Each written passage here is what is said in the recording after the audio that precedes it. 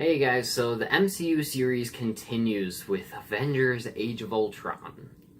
Let's talk about it. So, in the movie, Tony Stark creates a dormant peacekeeping program called Ultron. Things go terribly awry, forcing him and the rest of the Avengers to reassemble. And as the fate of the Earth hangs in the balance, the team is put to the ultimate test as they battle Ultron, an android bent on human extinction. So, I have talked at great length, about the main cast of Avengers. They're all great, and they're all really good in this movie. And I don't want to spend the first, 5 minutes just talking about Robert Downey Jr. again, Chris Evans again, Chris Hemsworth, Mark Ruffalo. I don't want to talk about them again, because I have talked at length about them in videos about their solo movies and the first Avengers. So I'm going to focus on the newbies. James Spader as Ultron is one of the MCU's best villains. He is sinister yet funny, menacing yet kind to some people. He is the perfect villain because he makes you love him and hate him at the same time. And it's not a bad thing that James Spader's voice and mocap work is incredible. And even though Ultron is mostly CGI and mocap, he is still able to make his performance work through the CGI, and it adds so much emotion when you can actually see the actor coming through the mocap. That's another thing I love about the Planet of the Apes movies, the new ones. You can see the actors' performances bleeding through the CGI, and even though, they are all CGI apes, they have very real emotions. And then you have Paul Bettany as the Vision is great. I love seeing Paul Bettany, who has been a part of the MCU from the very beginning with Iron Man. He gets a lot more to do in this movie, and he's one of the coolest looking characters, and he has one of the best power sets ever. The Vision is one of my favorite Marvel characters. I even have, his Disney Infinity character. I don't know, he's kind of lame in the game, but in the movies he's really cool. But, then we have Aaron Taylor Johnson as Quicksilver. He's fun, but he doesn't overshadow anyone. I was hoping that at least he would overshadow, characters that I don't particularly care for in the team. I was kind of hoping he would overshadow Hawkeye and Black Widow. He doesn't. He doesn't even overshadow them. The thing that I was at least hoping he would do was beat Evan Peters' version. But no. Evan Peters' version in X-Men Days of Future Past is way better. I just really didn't particularly care for the character of Quicksilver in this movie. He was fine, the performance was pretty good, the accent was kind of lame, but for the most part, he just didn't get enough of a character. And then you have Elizabeth Olsen as Scarlet Witch, who is really good. I think her character is a lot more fully realized in Civil War, but I thought the introduction of her character in this movie is done very well, and she is one of the best characters in this movie, and I love that we get to see more of her character grow in Civil War, which is really cool because that's a Captain America movie mainly, but yeah.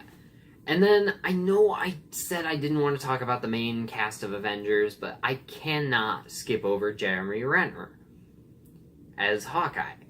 This is the movie that made him my favorite Avenger. I love his character in this movie. He gets so much more to do, so much more fun to have, and he's actually a good guy through the whole movie this time around. And I love seeing that he has this whole other secret side to his life with the farm and his family. That is one of the reasons that I love his character, because it adds a whole new dimension to his character, and it makes him the best character in this movie and possibly my favorite character in the MCU. Now, I'm going to talk about the Hulk-Black Widow romance real quick, because that is a controversial thing. I like it. Yeah. I like the Hulk-Black Widow romance. I think it adds a little something special to both of their characters, because neither of them have had really good, lasting relationships in these movies. Black Widow hasn't had a single one. And I think it adds a lot to their characters, finally finding someone unexpected to most people that they can finally feel comfortable around and who understands them. I like that. I like that they are not the two people that you would match together, but somehow it actually does work that they end up together. I really like that. And it's not a main thing that's focused on in the movie, so if you really just want to pretend it didn't happen, that's fine. It's not really focused on all that much in the movie, but let's move on. The action sequences in the movie are amazing. They're very well shot. They're edited very well. The CGI is pretty seamless. The practical effects are amazing. And it's very fun to watch. The writing is amazing. Say what you will about Joss Whedon as a person. I know there's been some stuff coming out about him recently. Guy's a good writer. That's all I gotta say. I don't particularly care for him as a person, but I do think that he's a good writer. I do like the finale of this movie. So, when I start to criticize it, just remember, I do like it. But I don't like how it's basically a repeat of the third act of the first Avengers, just with robots instead of Chitauri and a floating city instead of New York. I mean, really, you're gonna do another faceless army? Really? You know we don't like that anymore. It's the same thing with the frickin' Sky Portal. Stop using faceless, nameless armies as just cheap paper things for the heroes to kill, and stop having them shoot frickin' sky beams. Is it that hard? Is it that hard to write a superhero script without a sky beam? I'm asking, for real. Though I don't remember there being one in this movie. I don't think there is, so that's good. I really like how this movie does have a bit of stakes to it. Like, obviously, all of the characters mostly are going to survive, but I did like how they set the stages for this finale of the movie to kind of feel like it has quite a bit of weight to it, and that it could happen. Someone could die. And I thought that was a very cool way to go with it. And it works pretty well. Another thing that works pretty well is Quicksilver's sacrifice at the end of the movie. It's pretty well done. But not as effective as I think they all hoped it would be. Now, obviously, someone had to die in this movie. You can't have a second Avengers movie without having someone die to make it seem like they're not just invincible people every time. You want to add some weight to it, so you gotta have someone die. But is it that hard to kill a more well-established character? Because it really feels like a waste of Quicksilver, because Quicksilver in the comics can be a pretty good character, and I feel like if this version of him got more development across more movies, we would have had a pretty good Quicksilver to compete with Evan Peters. But instead, we got this guy who's clearly just here to die. I mean, again, it would have been better if they had a more well-established character, but, yeah, it works pretty well. I really like where this movie takes the MCU and sets up for future films in certain areas. But there are a couple of storylines that do not fit in this story at all. And it really feels like they were just shoehorned in to set up Phase 3.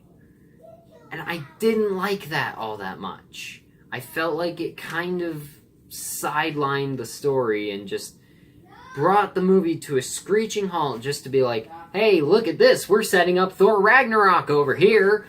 Hey, can you get moving so we can set up Captain America Civil War over here? Hey, can you get moving so we can set up Infinity War over here? That's what it felt like through most of the movie. Or, not most of the movie, but for a good chunk of the movie. It has a lot of setup. And it's so obviously shoehorned. It doesn't fit into the story that well. And it's one of the biggest downsides of this movie. I don't understand why a lot of people don't like this movie. I can see why some people wouldn't like it over the first Avengers, but I don't understand why they just would flat out not like it. I personally like it a tiny bit more than the first Avengers, just because I like seeing my superheroes post-origin story. That's why some of my favorite movies, superhero movies, are Spider-Man 2, X-Men 2, The Incredible Hulk, Spider-Man Homecoming. Because those are all movies that either are past the origin story or skip the origin story altogether just to jump right into it. And I personally prefer that more. I do like origin stories, but I like stories where the characters are just established as superheroes already more than origin stories. Like, don't get me wrong, there are some good origin stories, but over the stories where you already have the characters established in this place, I would take that over the origin story. And so that's why I give this movie the edge over the first one. It has some flaws, a couple that are pretty big, some minuscule, but I really do love this movie, and I can't wait to see Avengers Infinity War. And I'm going to give Avengers Age of Ultron an A+. Thank you guys for watching this video. Let me know in the comments what you think of Avengers Age of Ultron if you've seen it. Let me know if you prefer it over the first movie, or if you prefer the first movie over this one. Thanks for watching. Check out the link in the description to our Patreon page and make a contribution if you would like. And I'll see you in the next video. Bye.